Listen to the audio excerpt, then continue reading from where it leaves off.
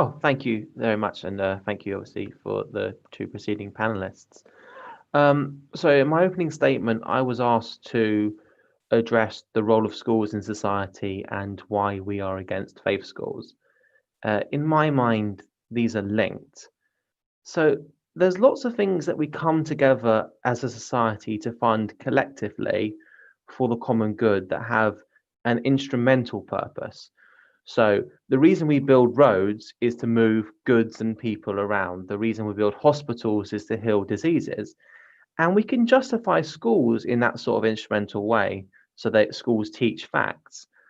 But beyond this instrumental purpose, they have a higher purpose because schools are the vehicle through which we realize children's rights to an open future. We all have an interest in schools, whether our children attend them, and even whether or not we have children ourselves. In a liberal, secular society, when we come together, regardless of our personal differences or backgrounds, but when we work together to build something we share, when we use our taxes to invest in the next generation, we should do this on the basis of shared values. And we already see this in action in our community schools and in most of our public services. And the example, my favorite example I like to use, and partly because it's one of the things I'm really missing during lockdown, is libraries. Now, we have a long history of private libraries, including many important religious ones, which are funded voluntarily and they set their own rules. But we also have public libraries funded socially. And a public library is not a morally neutral place. Its very existence is a result of moral decisions. But a public library can be morally non-partisan. It is underpinned by shared values of equality, freedom of speech, and pluralism, but personal worldviews aren't privileged. So the librarian may object to the religious, political, or cookbook that you pick up from the shelves, but they serve you equally. Even the religion and belief section in most libraries doesn't tend to privilege the subject or specific views, treating it as simply another area of interest with different ideas and criticisms. The pluralism of the library is about providing a space for ideas, not about propping up specific worldviews. So, as to whether or not faith schools have should a role in today's state education system in a liberal, secularist society, I would argue not. Now, that leaves open the discussion of the rights and wrongs and the necessities or choices involved in having faith schools in the past.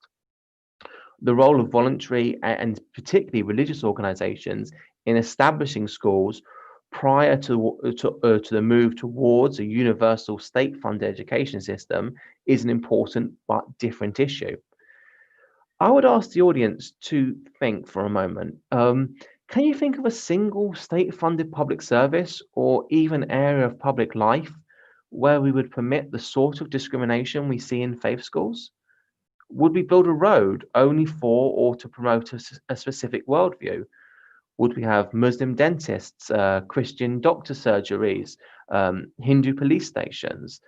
I think most of us would find those ideas ridiculous. Um, Similarly, schools are forbidden from promoting, showing favoritism to, or discriminating on the grounds of partisan political beliefs.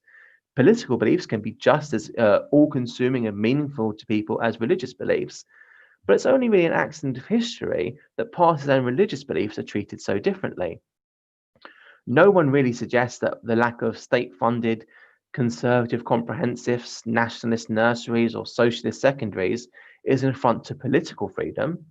There are no Labour voters who feel aggrieved that their local school doesn't favour them over their Lib Dem or Conservative neighbours. Um, I hope there's an opportunity tonight to move beyond the more simplistic arguments for faith schools. No, they don't actually promote choice, and they don't actually achieve particularly better results in any way, and they're not necessary for religious freedom. Faith schools are a choice, and we should discuss that choice and what it means about how we view the purpose of schools and what it means for a liberal society. My case against faith schools does not rest on simplicity. I don't pretend that all faith schools are equally problematic. I don't pretend that change can simply happen overnight or that all levels of discrimination are the same. But there are both practical and principled reasons why we should move beyond a faith school system. An end to faith schools would not impose conformity or be without compromise. As you know, our system of community schools again already demonstrates the transition to a fully community school system can gain broad consent as part of the continuing evolution from a voluntary to a universal state education system.